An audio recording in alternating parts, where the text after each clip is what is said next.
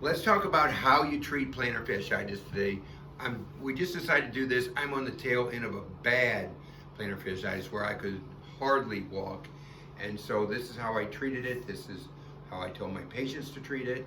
And sometimes it can get really bad. Of course, sometimes they'll just inject it.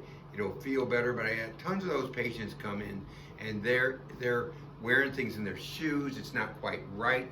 You got to correct it at the cause. And the cause is a couple things. Number one, it's the calf. And so you've got to do calf stretching. So this is a stretching device we would use on that. And Maureen, my wife, has it on. She just pulls it. I don't know if you can see how these toes will hyperextend. And we're stretching this area and we're stretching the calf. Then when she relaxes this, she can pull it tighter. And get, how's that stretch feel? Feels good. Really good in there. So that's the number one cause of it. So getting the injections, taking the ibuprofen. Ibuprofen is going to wreak havoc on your stomach anyway if you keep taking it. So this is how one of the things we want to do. Secondly is we want to use the foam roller right here. When we do that, we would put it under, I would have the patient put it under him at home and just stretch it out. So she would slide forward. I don't know if she can do it. We're on an acupuncture table. I would tell you to do this on the floor, but we're on an acupuncture table just for demonstration purposes.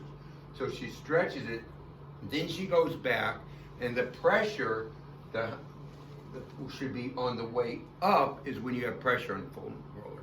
Whenever you're rolling towards the heart, that's when you're under pressure. And then when she goes back. So she would get on there like that, just start stretching. She would turn left, she would turn right, and just keep working that, putting the pressure, like I said, all the way up. The third thing, and the main cause of plantar fasciitis, which they miss continually, is it's a manganese deficiency. But since we're a nutrition clinic, we do all that stuff. So manganese, food-based manganese, not manganese you get over the counter.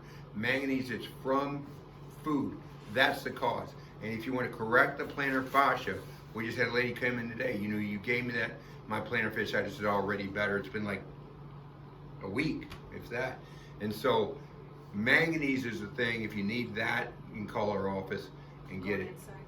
So the ball rolling too is taking the tennis ball, which I forgot to bring with me, but you take it and you're going to put it under your foot. Now you're going to sit in a chair, put the ball under your foot and just roll it. Again, most of the pressure towards the heart when you're doing that. So you got to get the ball rolled. That stretches and moves the plantar fasciitis. The other thing you can do, and you should do, because when you get plantar fasciitis, when you get out of bed in the morning, it's going to hurt. So the other thing you can do is take your toe here. She would bend her leg so she could do it right when you get out of bed. You sit there like this, cross your leg like that, and start stretching this. You just take, straighten this, and stretch that toe up, down, up, down. I do 20 times, and on the 20th time, hold it up for 15, 20 seconds. Just hold it there, and you get the stretch in here. Because the pain's right in that heel there. And this will start stretching that out. The other thing, get good shoes. Don't be wearing bad shoes. Get good supportive shoes. Like I say, some of these plantar fasciitis, they can take a few months to heal up. The next thing is tape. And I'll show you, you can do this also at home. Very simple. What's that? No. Yeah, go ahead. And so, here's how we tape it. This is how I do it. Other people might do it different ways. So I'm going to tape it right here. And this will support everything. Tape it there. I just tape it, go down a few inches, just lay it down.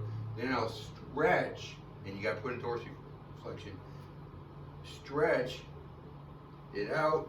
I go to there's a few inches. That's where I'll do it. And the last few inches, I'll just do real easy. Like that.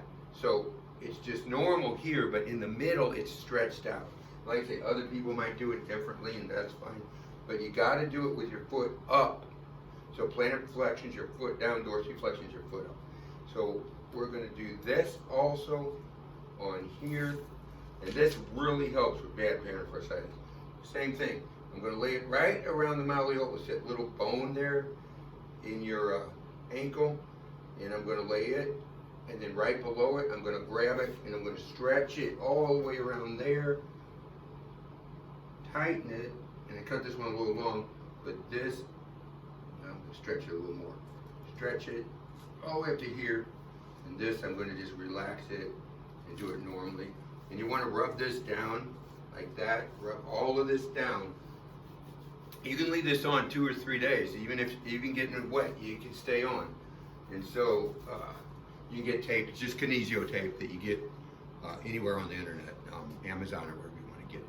So that's how to treat it. We also do the things for it like ultrasound or this red light therapy behind us, bangs out the inflammation, but that's how to correct it. You want to find the root cause, get the thing so you don't have to wear those silly things in your feet and or in your shoes, and you know, correct the problem, the root problem, and the pain will go away.